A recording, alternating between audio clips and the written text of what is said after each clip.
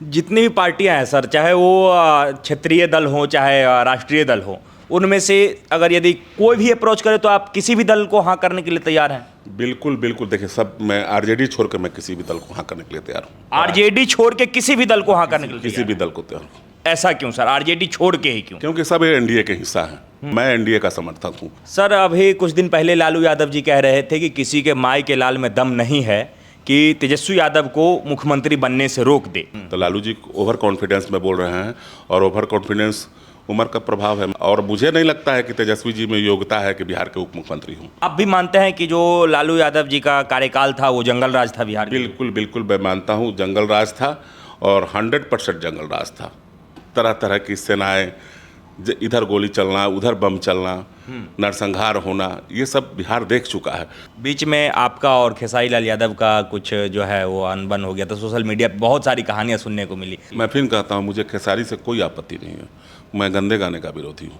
मैंने YouTube जब search किया था 2017 में, तो सबसे ज़्यादा गंदे गाने वही गाते थे। इसको विरोध करना जरूर है, मैंने वही किया, और आज बिहार में 80% अश्लील गाने बंद हो चुके हैं। चुनाव बहुत नज़दीक है, तो सबसे पहले तो हमारे दर्शक और आपके जितने चाहने वाले हैं वो ये जानना चाहते हैं कि क्या इस बार युवराज मैदान में उतरेंगे?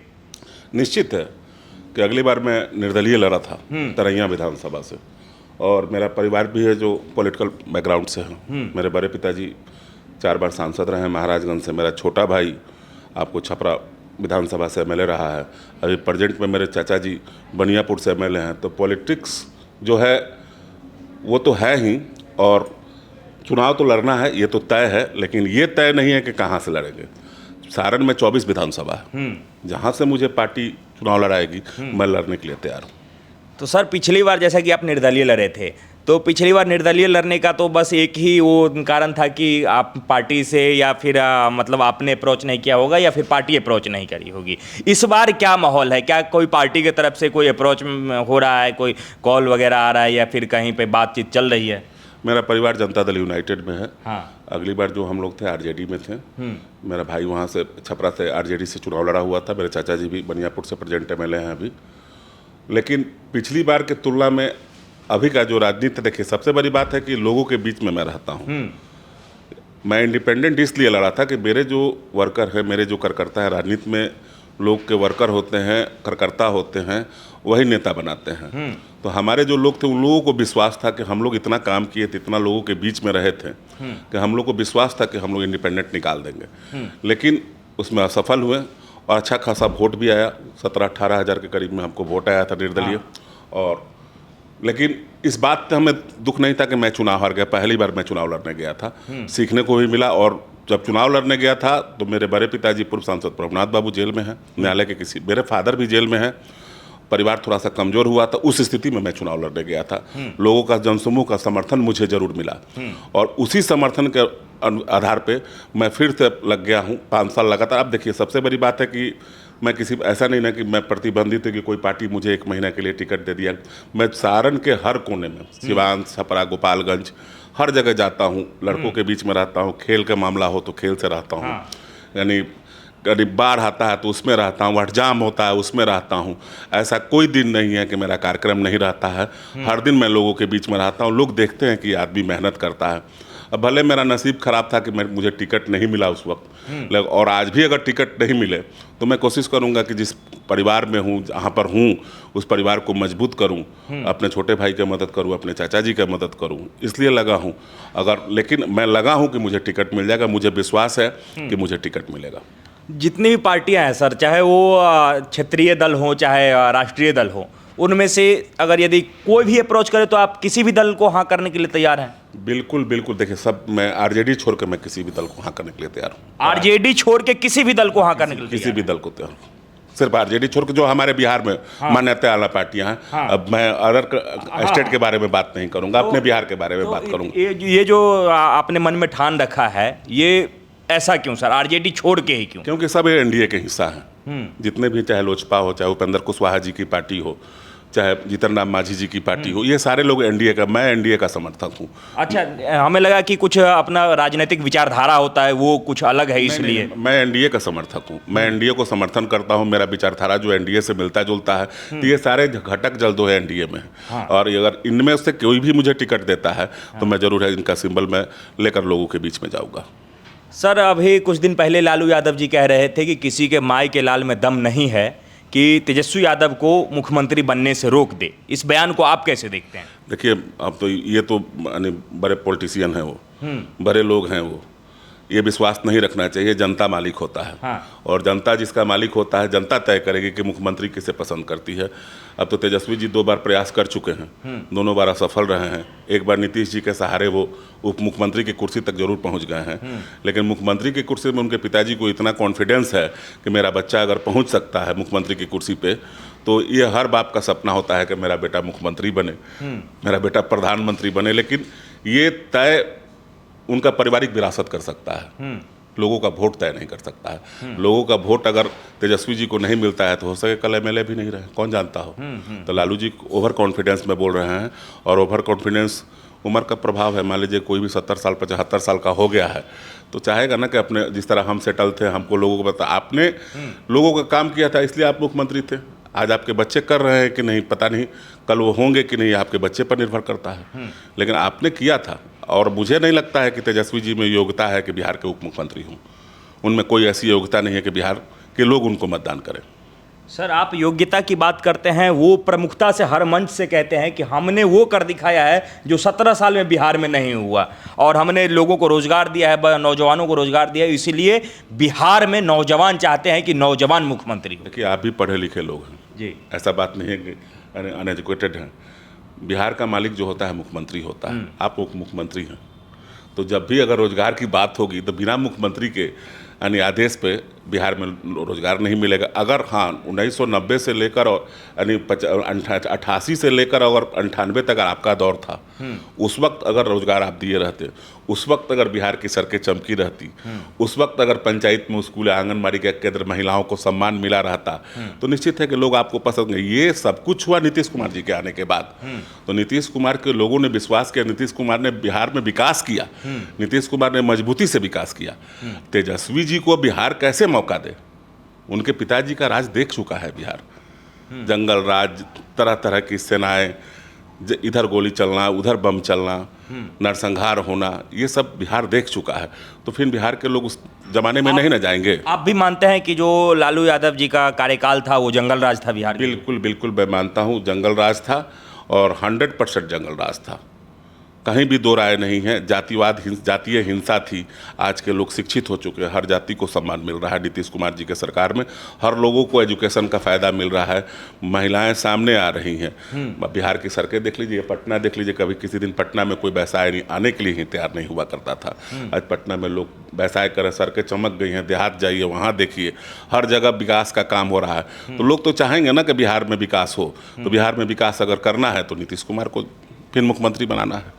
आप बिहार में नीतीश कुमार को फिर से मुख्यमंत्री बनाने की बात करते हैं, लेकिन जो विपक्षी दल हैं, जो विरोधी हैं, वो कहते हैं कि नीतीश कुमार का मानसिक संतुलन जो है वो ख़त्म हो चुका है, उन्हें इस्तीफा दे देना चाहिए। देखिए, एक बात, अगर ये बात अगर कहा जाए तो मानसिक संतुलन लालू जी का भी खत्म हो चुका है। उम्र का प्रभाव तो सबके पास होता है ना। मैं कैसे कह सकता, कोई कौन मेडिकल सर्टिफिकेट है क्या जो कह रहे हैं? कह रहे हैं कि अनयूजुअल एक्टिविटी करते हैं मंच से, कहीं भी कुछ भी करते हैं। किसी के पास मेडिकल सर्टिफिकेट है क्या कि नीतीश कुमार जी का वो प्रमाण दे रहे हैं क्या कि राजद, उनके विपक्षियों के पास मेडिकल सर्टिफिकेट तो नहीं है? राजद कह रही थी कि अभी नीतीश कुमार जी ने राबड़ी देवी पे जो है टीका टिप्पणी किया, ऐसे नहीं करना चाहिए था, वो उनके मानसिक संतुलन खराब होने का जो है वो एक तरीके से एग्जाम्पल ही है कि वो राबड़ी देवी को कह रहे हैं कुछ। देखिए, कोई भी पुराने टाइम में अपना बात करता है। नीतीश कुमार जी ने राबड़ी जी को पुराने दिनों की बात याद दिलाई है, ये नहीं कि उनको बेइज्जत किया है।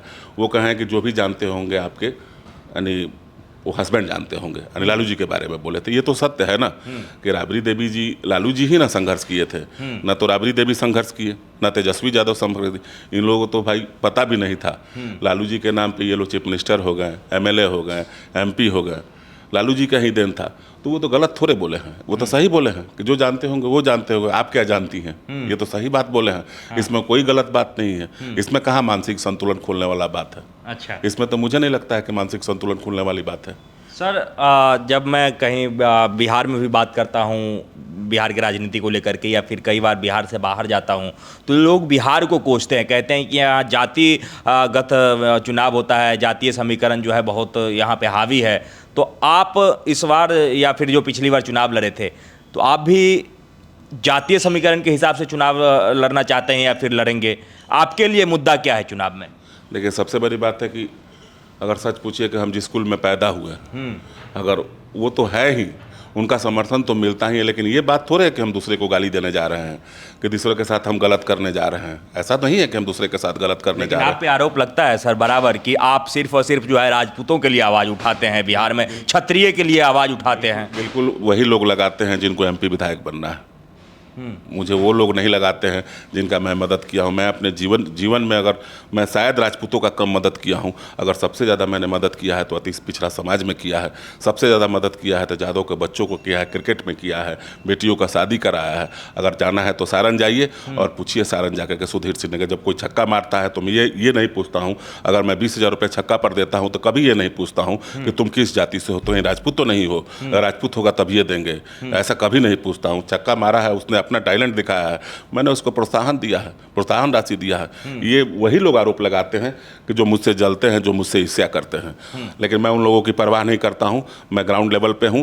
मुझे 16-17 हज़ार मुझे जो वोट मिला था वो सिर्फ राजपूतों का ही वोट नहीं था, वो सभी जातियों का वोट था। सभी लोगों ने, मैं निर्दलीय के रूप में जब लड़ा था तो सभी लोगों ने मुझे मतदान किया था, जिसके लिए मैं पसंद आया था, लोगों ने मुझे मतदान किया था।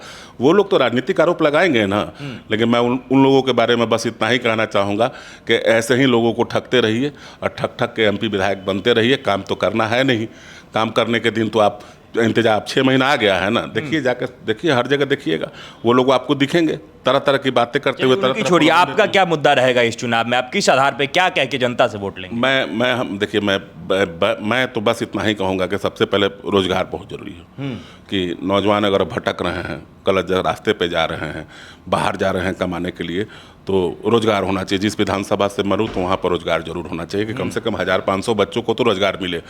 और दूसरी बात है कि महिलाओं को भी सम्मान मिलना चाहिए। अगर महिलाएं अगर एक्टिव होती हैं तो निश्चित है कि पुरुषों से कदम मिलाती है तो समाज का विकास होगा। बेटियां पढ़ती हैं तो निश्चित है कि बाप का कलेजा ऊंचा होगा। तो महिलाओं को सम्मान मिलना चाहिए। शिक्षा में भी अभी तो नीतीश कुमार जी के राज्य में आंगनबाड़ी की एक लड़की टॉपर बनी है, एक आंगनबाड़ी की लड़की मैट्रिक के टॉपर मिली है। तो शिक्षा में सुधार हुआ है। ज़्यादा से ज़्यादा और भी बिहार में सुधार हो तो हमारे बच्चे उस काबिल हैं कि IPS IAS की तैयारी में हमारे बिहार का नाम हमेशा 1 नंबर में रहता है।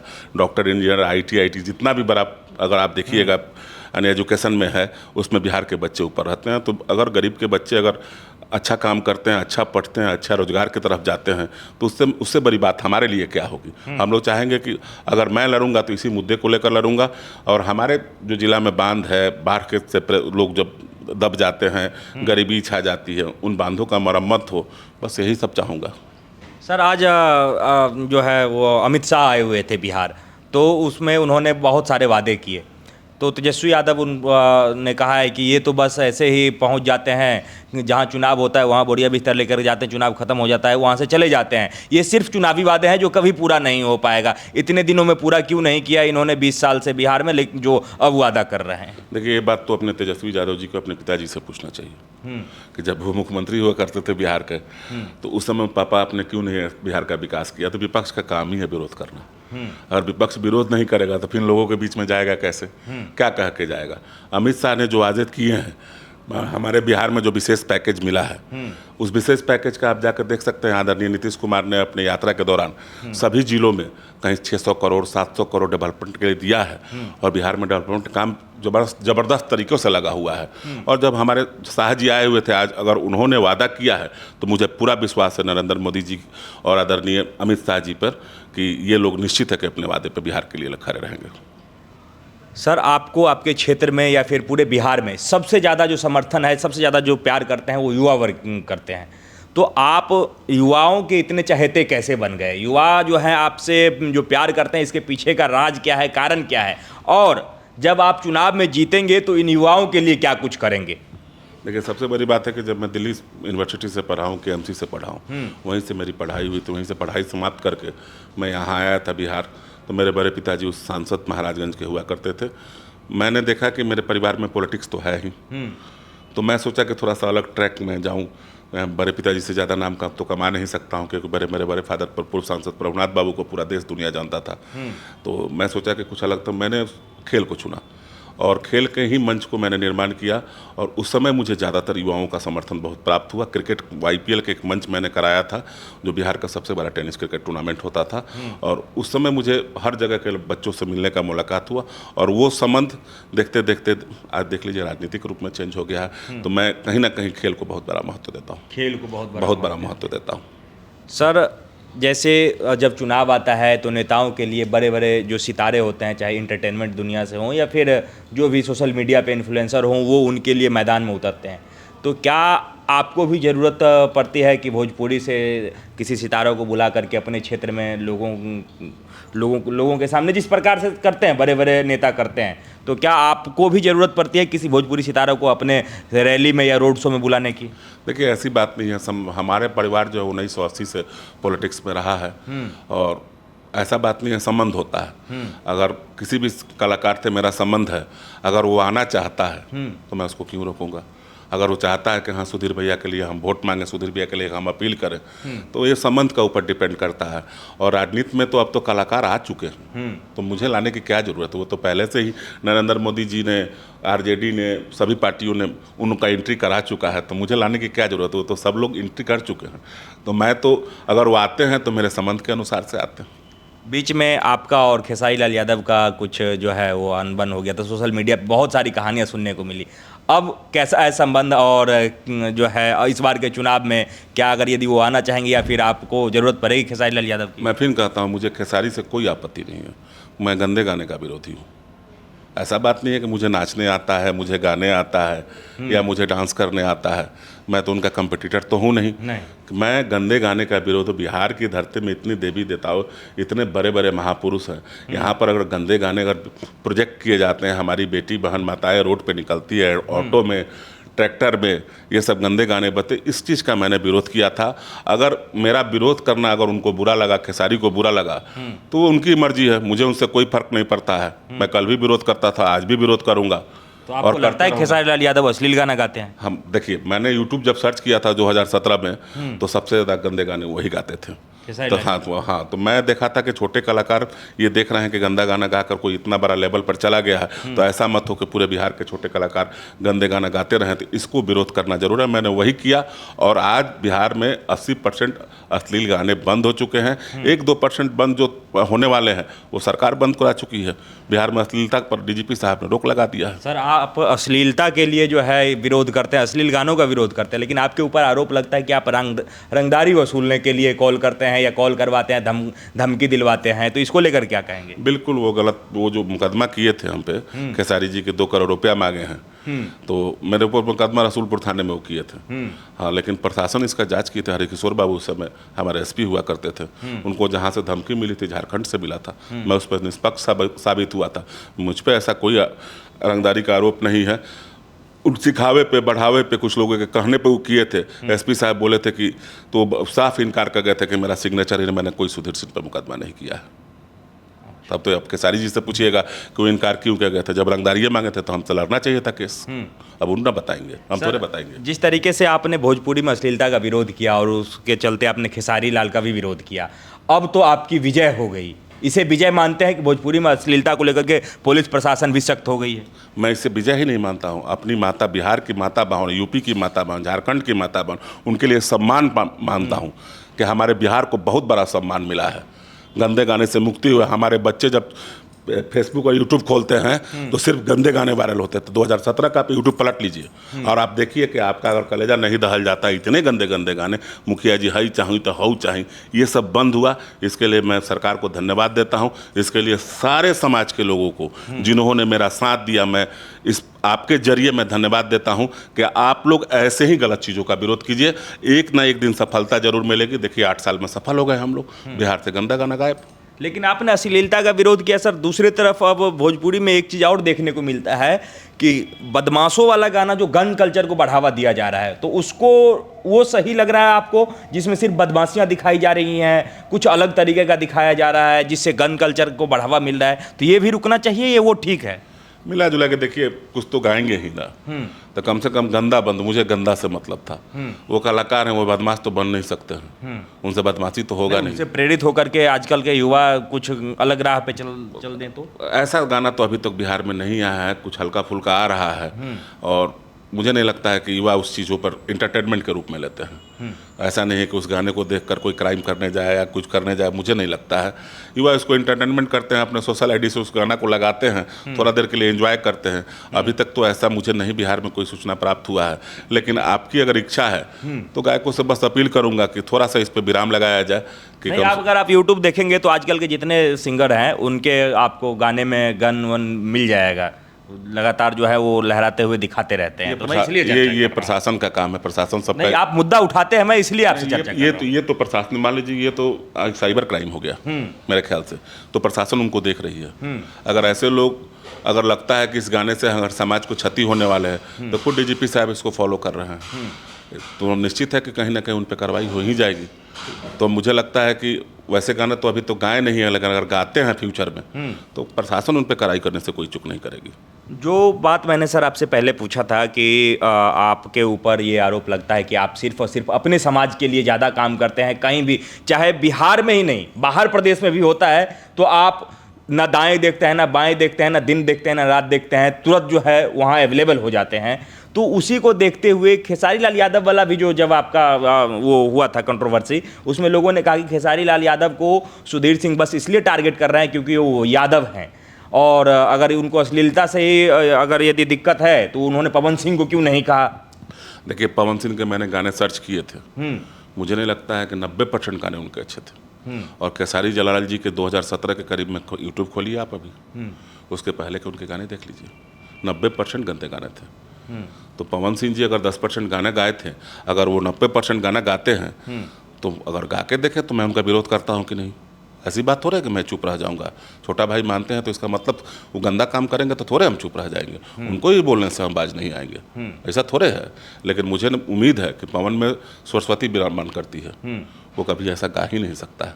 अगर वो गाता भी है तो एक लेवल में गाता है। लेकिन ये लोग जब गाते थे कि तार फाटल फाटल फुलौना फाट जाई हो, ये सब मुखिया जी माल चाही तब बोली, ये सब ओपन गाया जाता था।